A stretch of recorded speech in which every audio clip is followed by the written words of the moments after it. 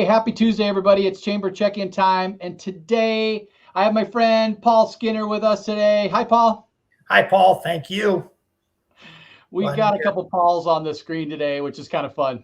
Paul, you're with Alpine Business Products, and I've known you for a long time, and with Little League, with our kids playing in baseball together. And you're actually our provider of business products here at the Chamber as well. Correct. So these Chamber check-ins, Paul, are to help share our members' stories, their products, their services, and then more importantly, meeting the people that are behind these brands. And so I'm looking forward to our conversation, Paul, and sharing the Alpine Business Product story, especially your story. But first, I get to thank our series sponsor for these check-ins. And Paul, you know it's Delta Dental of Idaho. And Delta Dental, they're a huge community supporter. They provide health to citizens in Idaho by providing best-in-class dental insurance benefits. And they have their benefits designed and backed by the largest network of dentists in the country.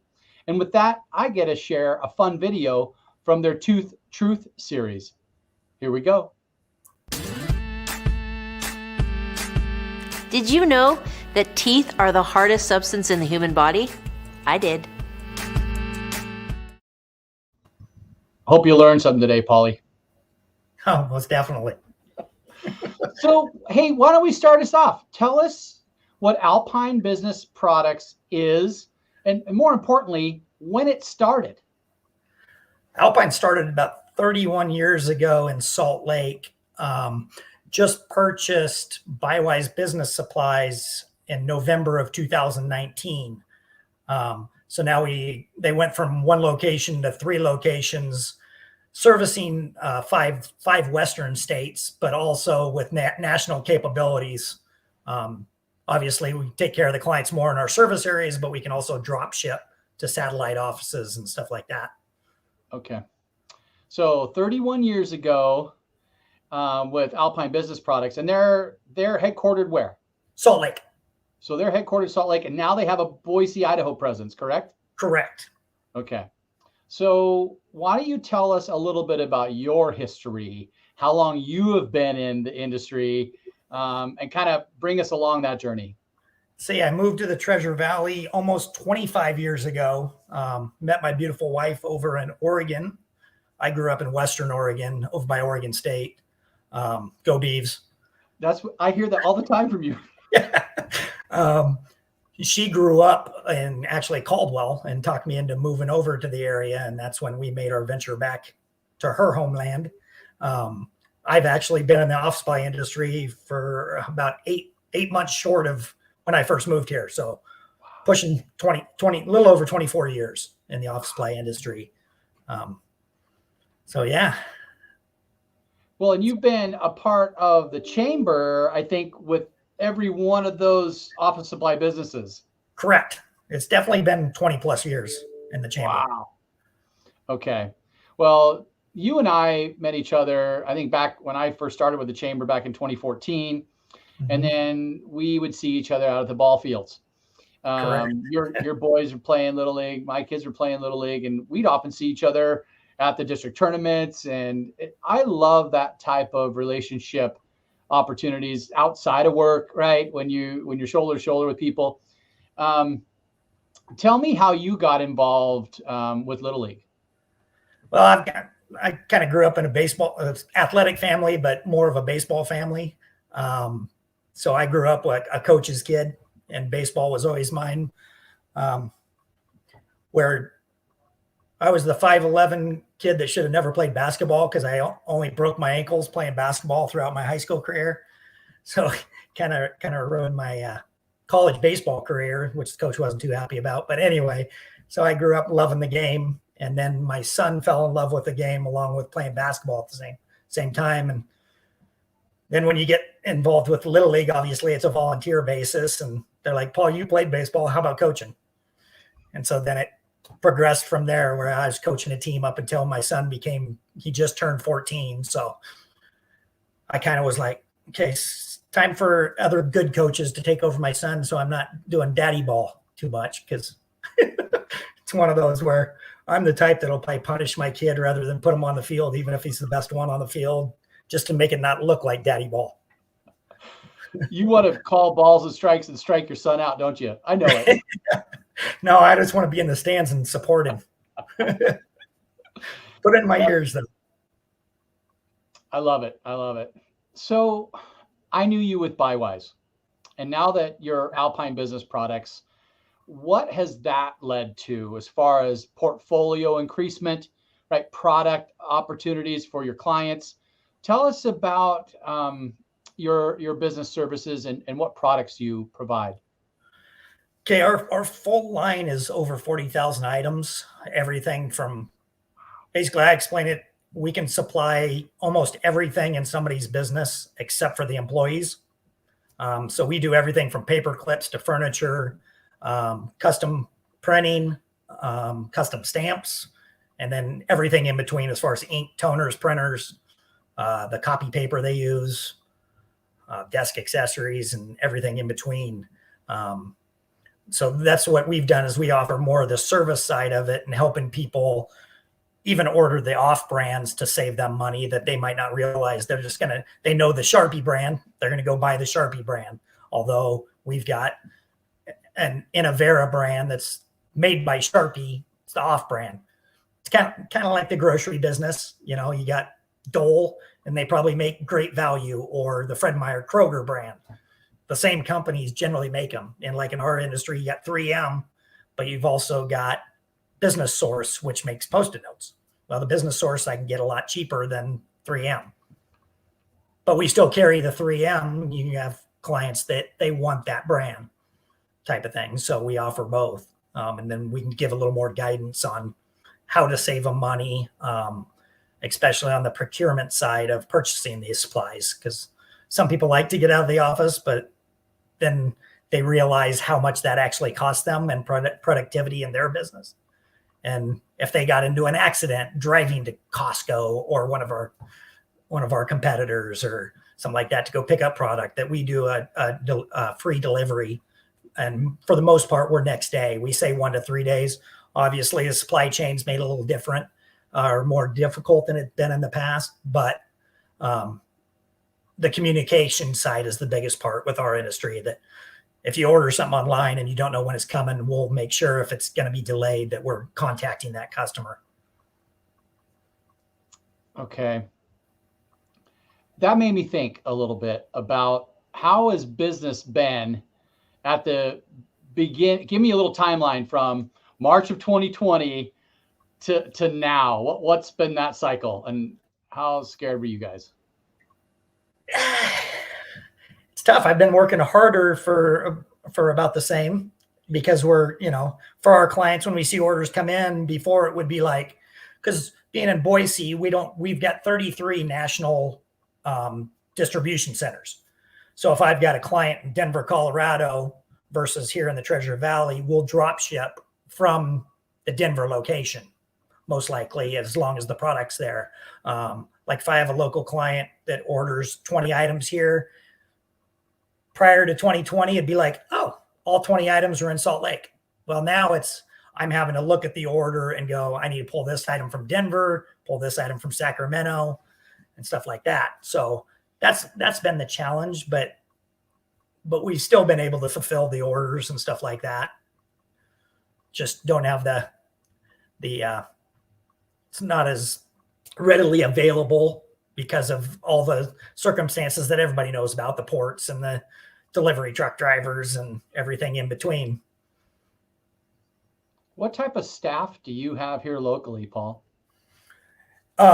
We've got two delivery drivers that basically we get pallets in every morning that the guys break down, throw on our truck.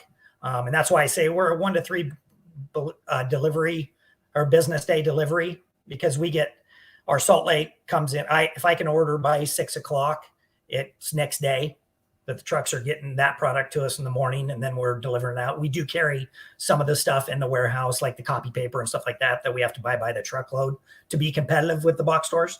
But as far as staff, then we've got the office, and we've also got the Salt Lake office and support, but we've got the local office here as well. And then 3 of us sales reps. What's your territory that you guys service here in the region? That's a little different because I can service the lower 48. Obviously, I've got some clients here that, with the millennials, they like to order online. So it's changed a lot in that aspect since I've been in the business. I used to have clients probably up to, 3 years ago that were faxing me orders, which is kind of funny to even talk about because we don't sell fax machines anymore, but the millennials will order online, but I've still got clients that I actually do their inventory for them and I'll visit their local offices. And it's those clients that realize the time savings is big. And I just have them give me what's called a par list. I think it was started in the grocery business, and because I don't want clients to think I'm overstocking them. So I tell them what's the maximum of this item you want and what's the minimum. And then I come in, and if they need random things that they don't purchase on a daily basis or on a weekly basis or whatever their need is, then they write it on a paper and have it taped to that cabinet that we visit. And that way I can just walk into their office and I don't even have to bug them if they're busy taking care of their clients and what they need to do to operate. I like the in-person service that y'all provide. Do you see that going away, or do you see it changing? Or tell me about that. I think it's more the preference of the person, because the personable part of it, people still love, and that's kind of why I think I've been in this industry for this long, that I've enjoyed that end of it, like in a lot of industries. Some clients know that I'm out and about, and as long as I always mention to them, I hope you don't mind. I know you sent me an email, but I'm driving and I can call you easier in between clients. And all of them understand that. And they know when they send me orders via email, because they don't want to go online, that they know I'm taking care of it. But it's kind of funny because I might not get back to you, but it's because I'm busy taking care of the 30 orders that I've been emailed. Right. And the product will show up to them the next day. Okay. I love that. I hope it never goes away. I think it's so important. It's like I love engaging with the cashier at the grocery store. I don't order online. I'm not afraid to say it. I love that personal interaction at the retail stores, and I hope that never changes. So thanks, Paul, for being our guy here at the chamber. And I love seeing you, and especially even your drivers come in and they take care of us and they care. And you can tell there's a culture within your outfit that from the top down, right? Well, thank you. That's the one thing I didn't mention, that our delivery drivers are such an integral part of getting to know the clients, and they get to know, instead of the receptionist, guy or gal, having to lug around a 50-pound case of paper. Our guys don't just drop it at the front door. They get to know the clients. And I've got clients that have paper in 3 different places because they've got 3 different copiers. Right. Well, the guys will move it to those locations instead of the client having to drag it around, especially since the guys are rolling around with a dolly. So with a cart. So it makes it much easier. They are an integral part and a very appreciated part of our business. Absolutely. Are you guys hiring now? What's going on there? Oh gosh, I'll have to talk to the boss. I'm so busy, like I said, keep track of my supply chain that I haven't heard. I'm not like the red stapler in the office downstairs in the basement. I think I call that, if you're familiar with that movie. But I'm still getting a paycheck as long as I'm taking care of my clients. So that's my Swing Line stapler. That's my stapler. So you do know it. Classic. Hey, so tell me a little bit about Alpine Business Products community impact. Bring us up to speed on that. Yeah, so we've partnered with a lot of the local schools, as obviously down in the Salt Lake area, and we're just moving that aspect up here. They also work with the Big Brothers and Big Sisters in both Idaho and Utah. Currently, I think there's 5 nonprofits that we fundraise with, to get involved and give back within the communities that we're servicing. Well, I've been thankful to y'all as well, because you've even helped out the North Boise Little League before on some things. And so it's much appreciated. Every little bit helps, right? So Paul, is there anything else before we leave? You know what? I'm going to throw your website on the screen. And if anybody's interested in looking at some of the different products or connecting with Paul, you can reach him through alpineoffice.com. But is there any parting remarks that you'd like to educate the listeners and me on today while we have you? I think that the biggest thing in my industry is it's a service industry. I want to land clients and keep them happy for years to come. It's a very residual business. So as far as, the typical solicitation of businesses and stuff like that, I truly want clients to value our service and me to work on, and them not to spend more money. So I look at the industry as more as me partnering with my clients. Because like I said, I don't want to purchase in one time from me and then go, oh, you're way too expensive type of deal. So, because it doesn't do me any good to land clients and lose them in a month. Right. So that's, like I said, it's on a monthly basis, and just keep clients wanting to reorder. Because like I said, I've got clients that I started with from the beginning, and we've got great friendships and stuff like that. It's not just about the dollar. Right. No, that partnership is truly valuable, and it's apparent wherever I see you, Paul, and whatever you're doing, you always put your relationships up front and center, and you continually to do the right thing when no one's looking as well. So, thank you. Yeah, sure. Absolutely. Thanks for your membership. You have been a member of the chamber, I know, with this outfit since 2015. So we're reaching, almost 8 years with that membership. And I know you've been involved with the other businesses that you were with prior. So thank you for that continued relationship here, Paul. And here we come, springtime, baby. Yeah, ready. Thanks for all you guys do at the chamber too. Thanks, Paul. Have a great rest of your week. I'll see you soon. You as well. Okay.